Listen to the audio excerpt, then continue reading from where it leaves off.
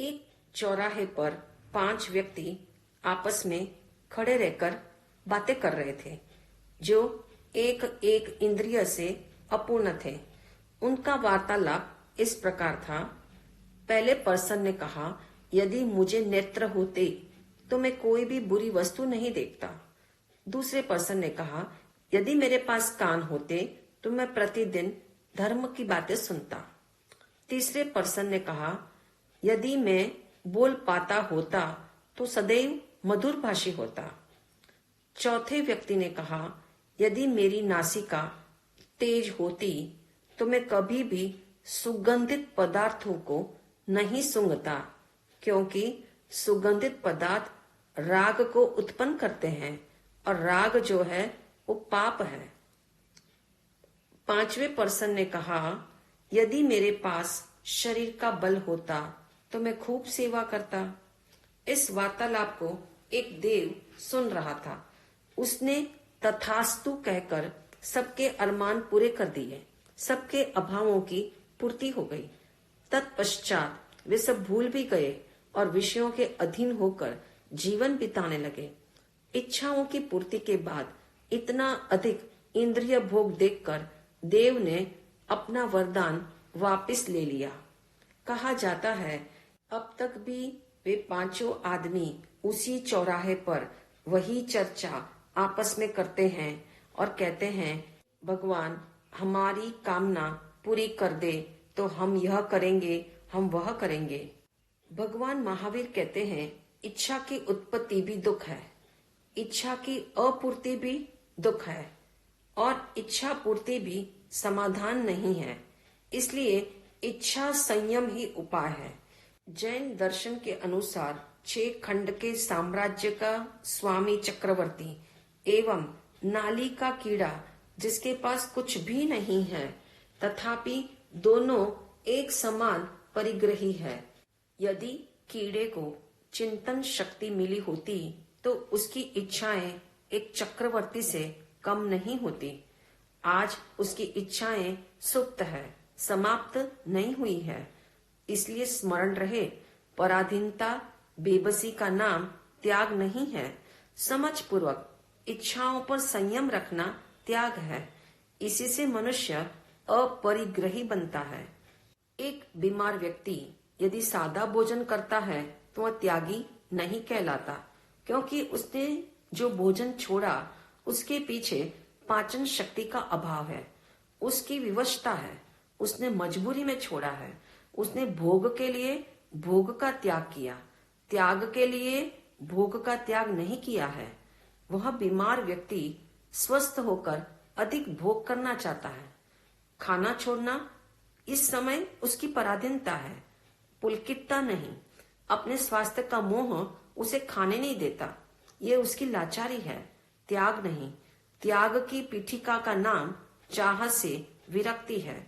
इसीलिए इस निष्कर्ष को स्पष्ट रूप से हृदय पटल पर अंकित कर लेना।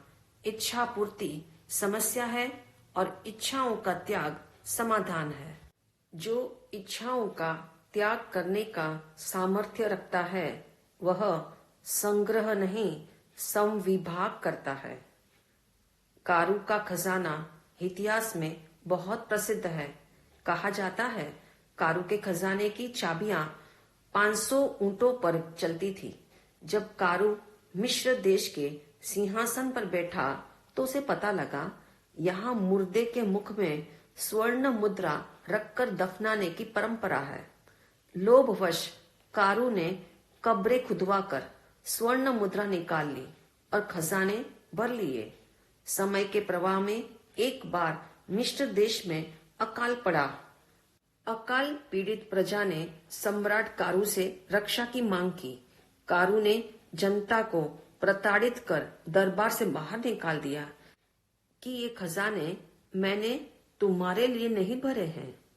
कुछ दिनों बाद वहां की मूसा नदी में भयंकर बाढ़ आ गई। उस भयंकर प्रलय में रोता तड़पता छाती पीटता हुआ कारू अपने खजाने के साथ जलमग्न हो गया। इस प्रकार धन कुबेर कारू की पूंजी किसी के भी काम न आ सकी। अंततः सब कुछ प्रलय में बह गया। यूं कारू के खजाने का पूरा लेख प्रलय की स्याही से लिखा गया। शांत चित्त से विचार करो। धन संपदा का चाहे बहुत महत्व हो, किंतु वह जीवन का सर्वस्व नहीं है। इसलिए पैसे के साथ जीना सीखो, ना कि पैसे के लिए जियो। जैसे एक साधु साधना करने के लिए शरीर के साथ जीना चाहता है, वह शरीर के लिए नहीं जीता, संयम के लिए जीता है। ऐसे ही एक गृहस्थ को यह बात स्पष्ट होनी चाहिए, मुझे पैसे के पीछे भागना नहीं है, सारी जिंदगी उसी के लिए मुझे नहीं जीना है। माना कि गृहस्थ को पर्याप्त संपत्ति के बिना नहीं चलता, किंतु पर्याप्त की परिभाषा क्या है? भोजन के क्षेत्र में जो पर्याप्त की व्याख्या है, वही व्याख्या धन के क्षेत्र में क्यों नहीं है? जितने भोजन से तृप्ति का अनुभव हो, वह पर्याप्त भोजन है, किंतु धन के क्षेत्र में पर्याप्त की कोई व्याख्या नहीं है। इस संसार में 50,000 वाला भी दौड़ रहा है, 5 अबज वाला भी भाग रहा है। इसीलिए हितोपदेश कहते हैं, अर्थ लोलुप मत बनो, बल्कि अर्थ को सार्थक करो, वरना दौलत की दौड़ में दम निकल जाएगा। इसके लिए परमात्मा की साक्षी में प्रतिदिन इस भाव से अपने मन को भावित करते हुए एक प्रार्थना करना, हे प्रभु, मुझे धन मिले तो उसके साथ सदुपयोग करने की बुद्धि भी मिले, संपत्ति से मेरे जीवन का भी निर्माण हो और समाज तथा परिवार का भी संरक्षण हो। मैं संपत्ति का संग्रह नहीं, समविभाग करूं। मैं द्रव्य का भोग नहीं, सहयोग भी करूं। अपने जीवन दर्पण में झांको और सोचो, क्या मेरे पास जो है, क्या उसे दूसरे को देने का भाव जागता है? मेरी पूंजी का कौन सा भाग दान की गरिमा पा रहा है? क्या जमा पूंजी में से महाभाग देने को मन तैयार है? क्या मैं सर्वस्व देने का भाव जगा सकता हूँ? देने का सामर्थ्य होने पर भी नहीं देना पाप है। इसका मतलब हुआ, दुष्कर्म करना तो पाप है ही, किंतु सत्कर्म नहीं करना भी पाप है। प्राप्त साधन, संपत्ति, शक्ति, ऐश्वर्य और क्षमता को नहीं बांटना दुख को ही आमंत्रित करना है। धन आदि शक्तियां भी नदी के जल समान है, रुक जाए तो सड़ जाएगी और बहती रहे तो ताजा रहेगी। एक बहुत इंपॉर्टेंट बात, दान करना किसी पर उपकार करना नहीं है। दान का रिलेशन एहसान से नहीं है। भगवान महावीर कहते हैं, दान देने वाला स्वयं अपने पर ही अनुग्रह कर रहा है, तो दूसरों पर एहसान जतलाने की बात ही नहीं है।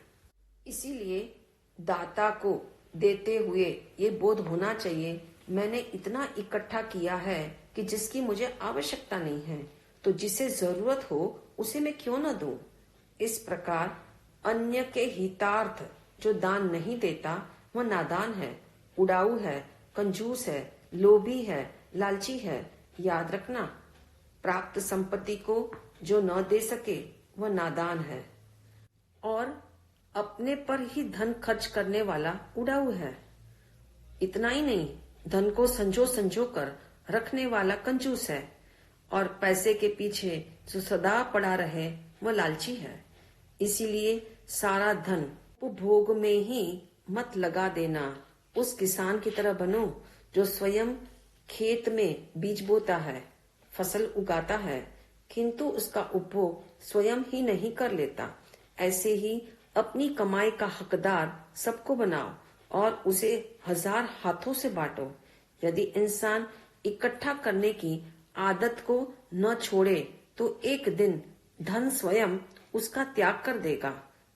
कभी सोचा, कंजूसी के कारण आदमी यदि न दान देता हो, न खर्च करता हो, किंतु धन का दान इंसान के पापों का भी व्यय कर सकता है।